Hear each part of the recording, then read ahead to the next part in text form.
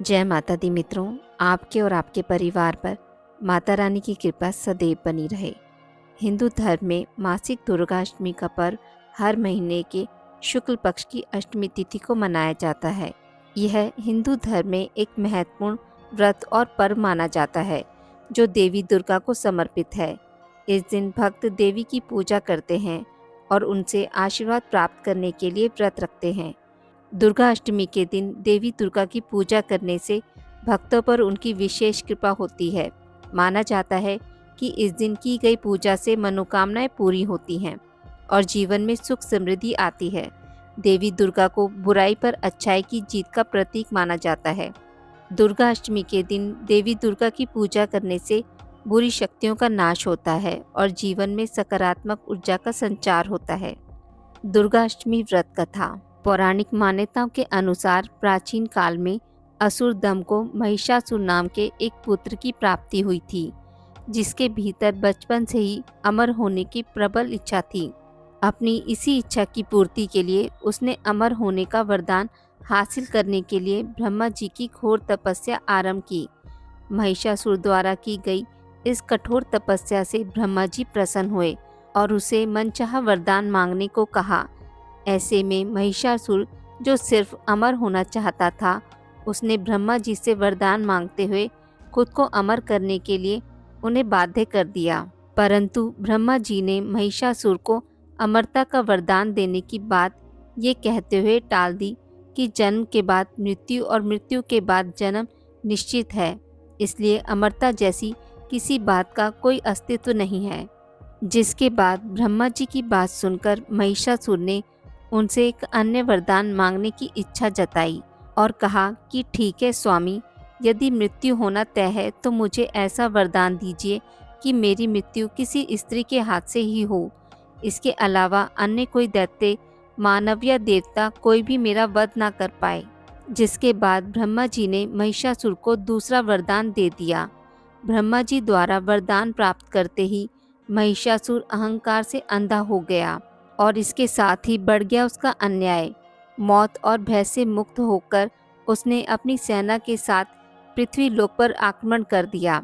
इससे धरती पर चारों तरफ से तबाही मच गई। उसके बल के आगे समस्त जीवों और प्राणियों को नतमस्तक होना ही पड़ा। जिसके बाद पृथ्वी और पाताल को अपने अधीन करने के बाद अहंकारी महिषासुर ने इंद्रलोक पर भी आक्रमण कर दिया, जिसमें उन्होंने इंद्रदेव को पराजित कर स्वर्ग पर भी अपना कब्जा कर लिया। महिषासुर से परेशान होकर सभी देवी देवता त्रिदेवों अर्थात महादेव, ब्रह्मा और विष्णु के पास सहायता मांगने पहुँचे। इस पर विष्णु जी ने उसके अंत के लिए देवी शक्ति के निर्माण की सलाह दी।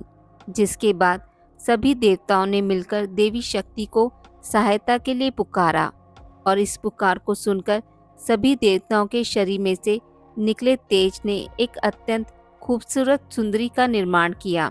उसी तेज से निकली माँ आदि शक्ति, जिसके रूप और तेज से सभी देवता भी आश्चर्यचकित हो गए। त्रिदेवों की मदद से निर्मित हुई देवी दुर्गा को हिमावन ने सवारी के लिए सिंह दिया और इसी प्रकार वहां मौजूद सभी देवताओं ने भी माँ को अपने अपने एक एक अस्त्र शस्त्र सौंपे और इस तरह स्वर्ग में देवी दुर्गा को इस समस्या हेतु तैयार किया गया। माना जाता है कि देवी का अत्यंत सुंदर रूप देखकर महिषासुर उनके प्रति बहुत आकर्षित होने लगा और उसने अपने एक दूत के जरिए देवी माँ के पास विवाह का प्रस्ताव तक पहुँचाया। अहंकारी महिषासुर की इस ओछी हरकत ने देवी भगवती को अत्यधिक क्रोधित कर दिया। जिसके बाद ही माँ ने महिषासुर को युद्ध के लिए ललकारा। माँ दुर्गा से युद्ध की ललकार सुनकर ब्रह्मा जी से मिले वरदान के अहंकार में अंधा हो चुका महिषासुर उनसे युद्ध करने के लिए तैयार हो गया। इस युद्ध में एक एक करके महिषासुर की संपूर्ण सेना का माँ दुर्गा ने सर्वनाश कर दिया। इस दौरान ये भी माना जाता है कि ये युद्ध पूरे 9 दिनों तक चला, जिस दौरान असुरों के सम्राट महिषासुर ने विभिन्न रूप धरकर देवी माँ को छलने की कई बार कोशिश की, लेकिन उसकी सभी कोशिशें आखिरकार नाकाम रही और देवी भगवती ने अपने चक्र से इस युद्ध में महिषासुर का सिर काटते हुए उसका वध कर दिया। अतः इस तरह देवी भगवती के हाथों महिषासुर की मृत्यु संभव हो पाई।